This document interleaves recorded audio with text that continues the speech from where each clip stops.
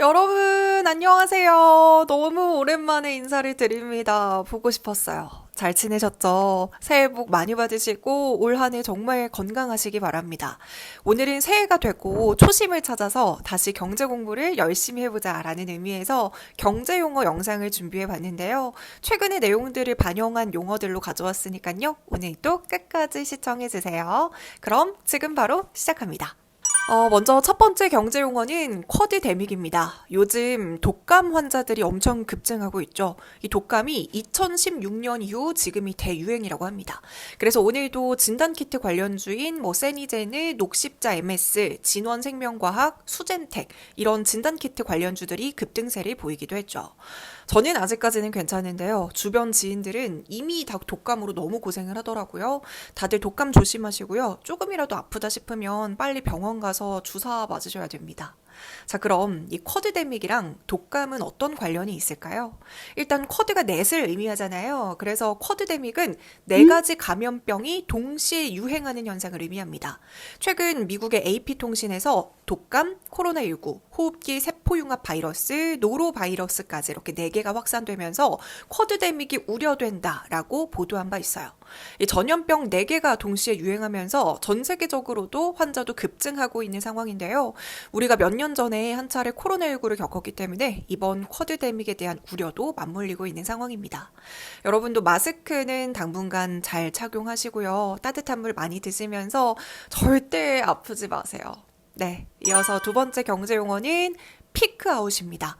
기업들의 실적과 관련된 기사에서 많이 볼 수 있는 용어인데요. 어떤 현상이나 지표가 정점을 찍고 더 이상 상승하지 못하고 하락세로 전환하는 것을 의미합니다. 이 피크아웃은 다양한 분야에서 나타나는데요. 경기가 호황을 누리다가 정점을 찍고 침체기로 들어설 때도 경기 피크아웃이다 이렇게 표현을 하고요.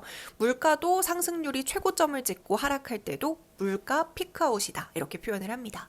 그리고 어떤 산업이 정체되거나 쇠퇴할 때도 예를 들면 스마트폰 시장의 피크아웃 이런 식으로 표현을 하죠. 이렇게 피크아웃이 발생하는 이유는 여러 가지가 있을 수 있겠지만 대표적으로는 수요가 감소하거나 공급이 과잉돼서 가격 경쟁이 심화되거나 아니면 소비자의 취향이나 트렌드가 변해서 기존 제품에 대한 관심도가 떨어지거나 새로운 기술이 등장하면서 기존 산업이 쇠퇴하거나 이렇게 다양한 이유가 있습니다. 지금 이 기사처럼 수출 피크아웃, K뷰티 피크아웃, 현대차 피크아웃 이렇게 다양하게 사용이 되니까요. 꼭 기억해 주시기 바랍니다. 자, 그럼 방금 피크아웃을 알아봤으니까요. 세 번째 용어인 피크 코리아는 무엇일까요? 요즘 뉴스에서 이 피크 코리아라는 용어가 등장하는데 썩 기분 좋은 용어는 아니죠. 이 피크 코리아, 피크아웃 코리아 이 용어는요. 한국의 경제가 정점을 찍고 더 이상 성장하지 못하고 하락세로 전환될 가능성을 의미하는 표현입니다.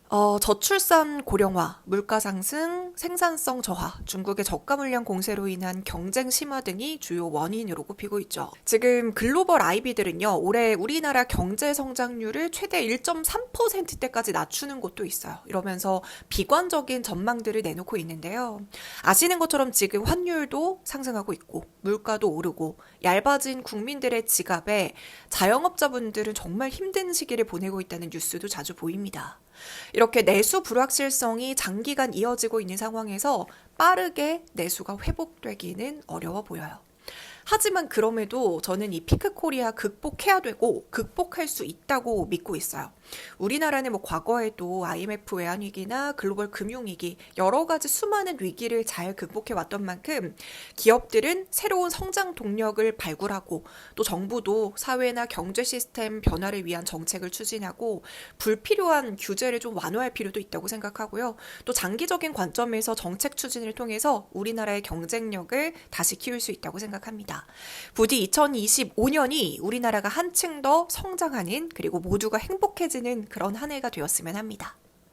자, 이어서 네 번째 경제 용어는 마가노믹스입니다. 이 마가노믹스는 트럼프 당선인의 경제 정책을 일컫는 말인데요.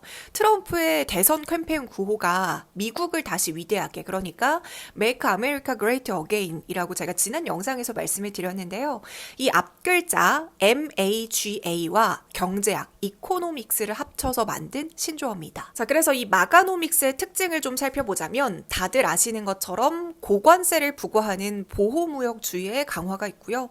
또 기업 활동을 촉진하기 위해서 각종 규제를 완화하고 셰일가스 개발을 장려하고 화석 연료 산업을 부흥시켜서 에너지 자립을 강조합니다. 더불어서 도로나 철도와 같이 대규모 인프라 투자를 통해서 일자리를 창출하고 경제의 성장을 시키겠다. 이런 특징이 있습니다. 자, 1월 20일이 트럼프 당선인의 취임식인데요. 과연 트럼프 2.0 시대 우리나라의 경제는 어떤 변화를 겪게 될까요? 자, 그 첫 번째 변화는 5번째 경제 용어인 제조업 엑소더스에서 찾아볼 수 있을 것 같아요.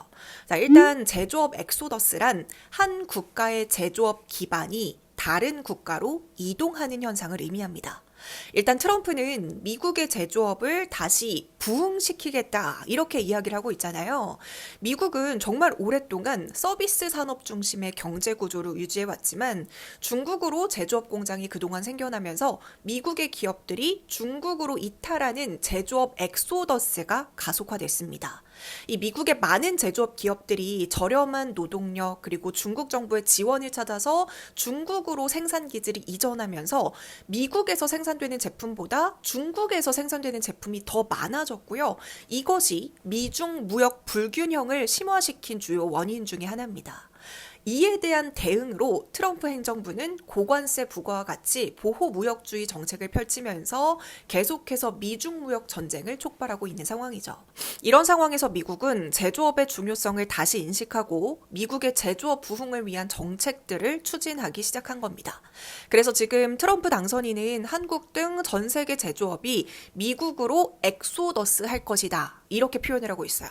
그러니까 이제는 제조업 중심국이 중국이나 인도가 아니라 전 세계 주요 제조업체들이 짐을 싸서 다시 미국으로 돌아오도록 할 거다. 이렇게 이야기를 하고 있는 겁니다. 자, 지금 트럼프 당선인은요, 지구상 모든 제조업체에 가장 낮은 세금과 가장 싼 에너지 비용으로 최고이자 최대인 미국 시장에 자유로운 접근을 제공하겠다라고 하면서 미국에서 상품을 만들었을 때에만 해당된다라고 하면서요, 미국에서 생산하지 않는 기업들은 고관세를 부과하겠다 이렇게 경고를 하고 있습니다. 우리나라는 제조 강국이잖아요. 그리고 첨단 산업, 이 제조업들이 이탈하면 안 돼요. 그런데 만약에 주요 기업들이 다 미국으로 엑소더스 해버리면 우리나라 경제, 일자리, 임금 여러 가지 문제가 생길 것으로 예상됩니다. 네, 이렇게 오늘은 최근 뉴스에서 자주 보이는 경제 용어 5가지를 알아봤는데요. 오늘 영상 다시 한번 반복해 보시면서 이 5가지 용어 꼭 기억해 주시고요. 여러분 감기 조심하시고요. 새해 복 많이 많이 받으시길 바랍니다. 그럼 저는 앞으로 조금 더 빨리 영상에서 다시 찾아뵙도록 할게요. 안녕!